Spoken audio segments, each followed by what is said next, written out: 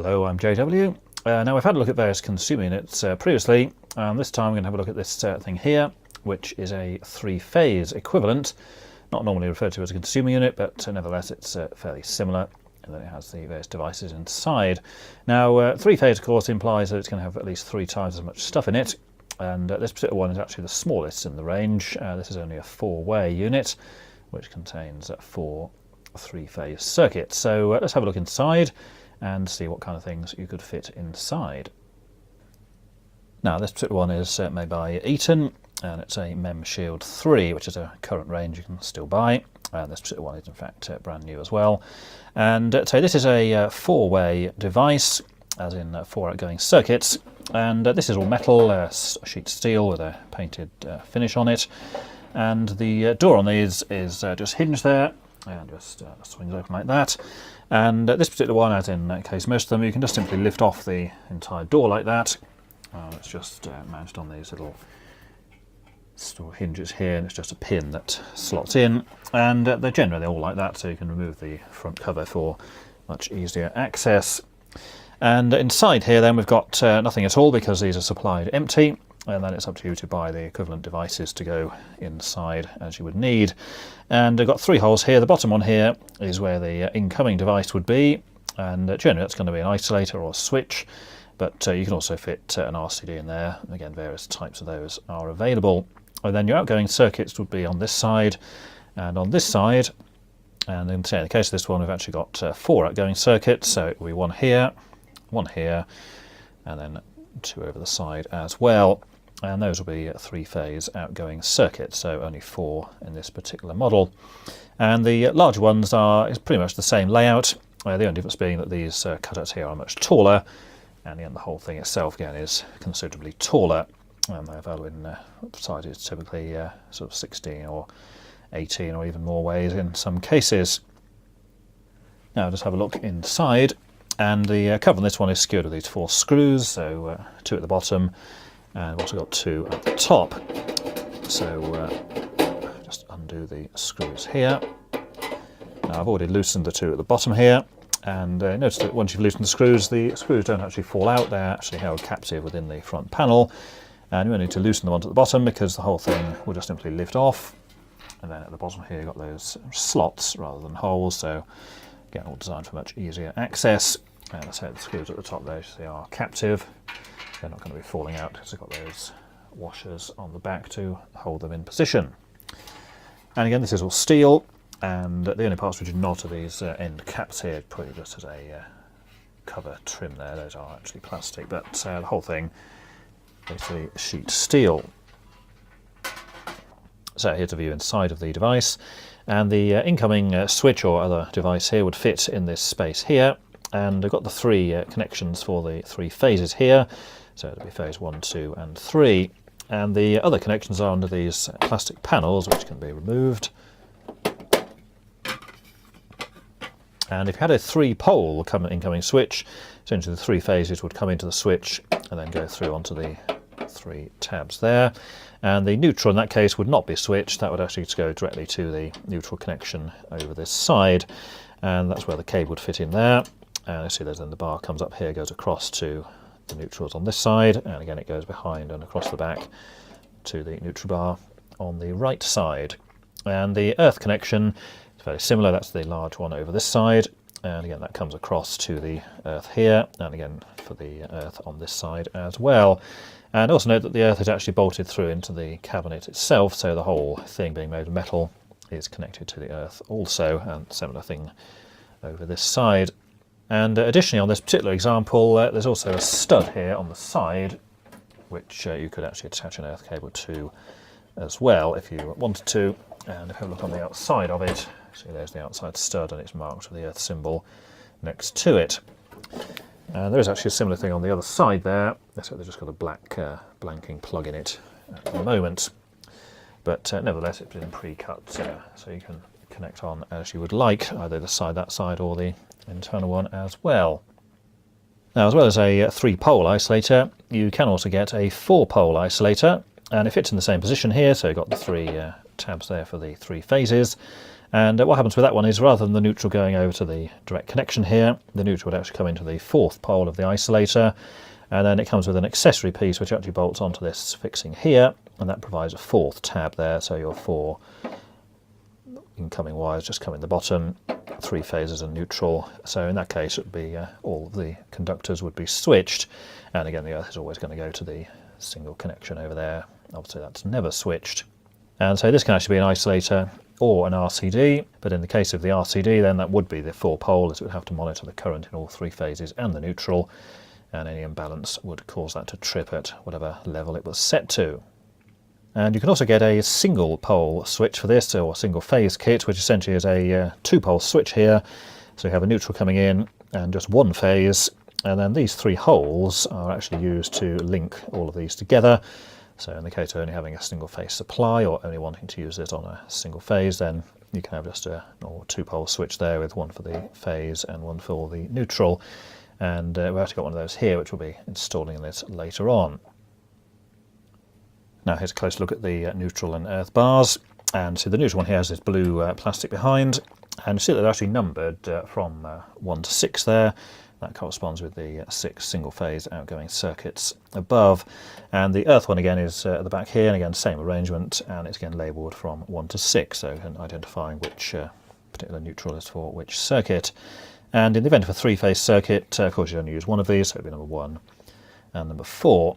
And you've also got a couple of spare terminals at the bottom, just marked N there, and again the same on the earth at the back here. And as we saw before, this is the neutral incoming connection. That's where the main incoming neutral cable would go. That's if you were having a permanently connected neutral and just switching the phases only. Now this is the top section where the outgoing devices will fit, and say in this one you've got up to 6 on each side if you're going for single phase circuits, or for the 3-phase one it basically fits over all 3 of those. And unlike domestic consumer units, although the devices are similar, they actually fit horizontally in here. So the line connection coming in at the bottom here, and that actually goes horizontally, then your outgoing wiring connects on the sides here. And just as with the normal consumer units, if it's an RCBO, then again it fits into the space here, and then the flying lead from there goes onto the neutral bar below. And of course in the case of just a normal circuit breaker, then the line wiring connects on the device here, and then the circuit wiring goes to the neutral bar below. Now, although this is a 3-phase board, you can put single-phase circuit in it, and quite easily just have some of these as 3-phase outgoing circuits and others as a single. And the deal is that in a country like the UK, where the voltage is supposedly 230 volts, on each of these, although these are different phases, then you actually have 230 volts between one of these and neutral, and it doesn't matter which one, it's 230 between any one of those and neutral. And if it's between 2 phases, then it's actually 400 volts between any 2 of the phases. So in the case of a 3-phase device here, it'll be 400 volts between these 2, 400 between these, and also 400 between these as well. But if you measure between any one of those to neutral or to the ground, then you'll find it's the 230. So there's no real sort of conversion or anything if you want to just put a single phase thing in. It's just simply the fact that it's connecting onto just one of these, and then the other end goes to the neutral, and a 3-phase device would have all 3 of these going to whatever machine or whatever piece of equipment it was. Now this particular board is actually going to be used for a single phase application, and that's mainly because there's only a single phase in that particular location. So the reason for using this particular board is that there's a lot more space inside, and therefore it's much easier to install, and being more of an industrial item, it's far more appropriate than having some plastic or thin tin foil consumer unit in a industrial location. And we've got the actual incomer here, which say is a separate item you have to buy as a separate thing. These do not come with anything installed typically. And this is a single phase incomer with a basically a conversion kit. So what we've got inside is a selection of labels, which we'll be applying later. We have a bag with various components inside. And then here we've actually got the switch itself, which is a 2-pole switch there. And then we have this large plastic shroud, which goes over the entire thing. And the switch aperture here is the same size. It's just got 2 blanks in this case, because we've only got the phase coming in and of course the neutral. and the larger ones would have all 3 phases to neutral, or in some cases just 3 phases and then no neutral. That was not switched, and it is actually marked here at the bottom with the various phases there, L1, L2 and L3, and neutral on the right hand side. Now this is just a plastic cover which goes on afterwards. Got the slots there in the bottom where the cables go in. And then the switch assembly here, this is actually a 2-pole switch with 2 blanks fitted, and these are actually the same blanks that fit here if you're not going to use the particular ways. And it's interesting to note that the blanks are full-sized, unlike those domestic things where they just sort of clip in the front panel and someone just pry them out. These actually clip into the entire assembly, so it's impossible to remove them without taking off the front cover. So the first thing I want to do is to take out this screw here, and that just comes out, and then the neutral leg here, again that will just use the same one, it's got a little washer on there, and that will just go back up on the top there.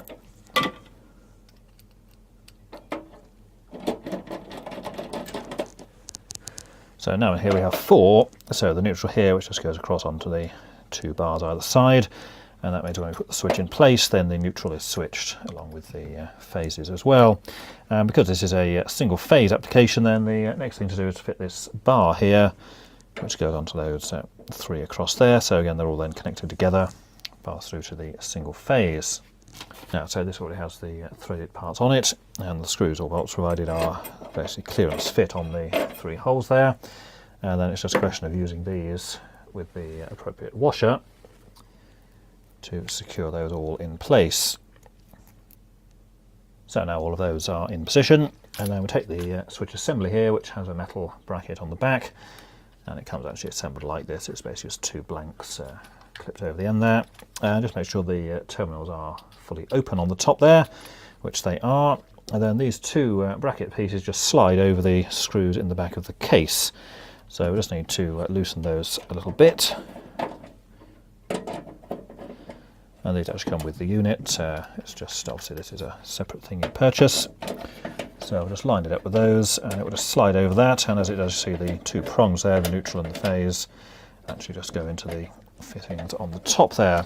So we'll just hold that in place, and then again just tighten up the screws to hold that in there, and then once that's in, then we'll just tighten up the screws in the actual switch itself, and again those will clamp onto the phase and neutral tabs we saw before. So that's fully tightened, and our incoming cables are actually going at the bottom here, so I've got the line and neutral, or phase and neutral there, switching straight through. Neutral comes into the connection point here, and that will go across to the neutrals there, and of course over this side the same. And then because we've linked all 3 of these together, although these 3 don't actually go into any device, the single phase here will connect to all 3, and then we'll basically have 12 outgoing single phase circuits, of course all on the same phase in this particular case. And this particular neutral here we're not going to be using because that will be for direct connection, and the earth will just connect in over this side on the large earth terminal over here. Now of course the next stage here would be to install the cabling, but obviously I'm not doing that here, but once that's been done, then this plastic shroud actually fits over the top, and again it's just held in with these 2 screws here, one at either side, and those go into the preformed holes in the back of the case. So this will actually fit over the top, and then just a question of tightening up those screws into the holes which were already in the case before. And because we've actually fitted that bar connecting all 3, we need to apply this label, which again is supplied with the equipment itself. So basically this just indicates that we've fitted that shorting bar. So although this is a 3-phase board, we've now converted it to a single-phase board. Presumably that's stop idiots then connecting all 3 phases here, and then basically shorting out all 3 phases together, which of course would cause fuses and things to be destroyed in other parts of the building. So that's now assembled, and this is all covered so that when the switch is in the off position, you don't have any exposed metal parts inside. So of course your live cables coming at the bottom would still be connected, and obviously that just covers over the entire thing. And in this case we're not going to be putting any outgoing devices in at the moment, mainly because those are not actually here, but of course you just attach those in horizontally here and over this side, and then the neutrals will connect to the bars here, and of course over that side for the circuits there. And they fit in much the same way as a consumer unit does. They simply slide over the tabs here. The bottom actually secures with a screw, and then the back of it actually hooks around this rail here, and of course the same over on the other side. And say this one's going to have all RCBOs in it, so there'll be 10 of those and 2 blanks, and then the leads from the RCBOs simply go into the neutrals here. But you could also put normal circuit breakers in. It's just a question of then the live wiring comes into the circuit breaker there, and then the neutral from the circuit will just go straight into the neutral bar as appropriate. And once all that wiring is put in, of course, then it's just a question of putting the 2 plastic covers back in position. Let's just snap into place there, and again over the other side. So once you've got your devices here, or the appropriate blanks, it's all pretty much enclosed, even with the front cover removed. Again, that's a reasonable safety feature.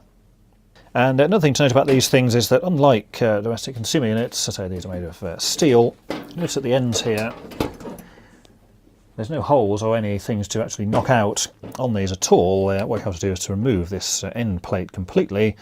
Actually, it's got the screws there with the slotted access as well. So you would take off this whole plate, which leaves the whole bottom open, and then you would actually drill this to whatever size holes and shapes that you would actually need, whether it was conduits coming in or whatever else. So certainly a bit more work involved in installation, but the benefit of having just blank plates means that you're only cutting out the precise holes you actually want. You don't have those sort of partially cut things all over the rest of the enclosure. And the top of this one is exactly the same. So again, you've got that removable plate there on the top. Again, just cut whatever holes in it as appropriate. So look there, a 3-phase distribution board, and so this particular one is going to be used on a single-phase application, but mainly for its being much higher quality and considerably more robust than a typical consumer unit. And so one of the big advantages is you've got a lot more space inside for cabling, as compared to the usual domestic style, of course, which only has an inch or so space above the devices. And these are certainly much better if you're going to bring in, say, a large number of, say, armoured cables, that type of thing, as the entire thing is far more robust. And it's much better to attach heavy cables and things into at the bottom or the top there. And so we're not going to actually put any devices in this at the moment because those aren't here. Those are still on order, as they are specific to a particular installation. So until next time, thanks for watching.